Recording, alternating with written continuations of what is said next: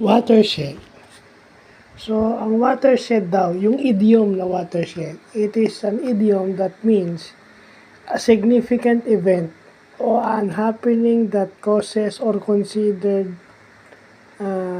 to have the biggest change.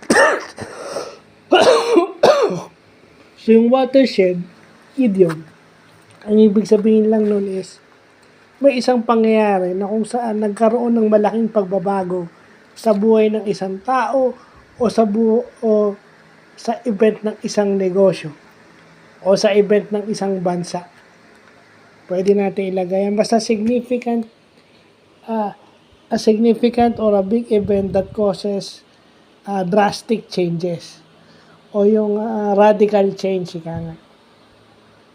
So, syempre, kung sa management yan, pag sinabi mong watershed, merong unang-unang hindi tatanggap yan. Yun yung sinasabi sa Levin's Theory of Change Management. Merong hindi tatanggap, mag-a-adjust yan hanggang sa magiging business as usual pag naka-adjust na.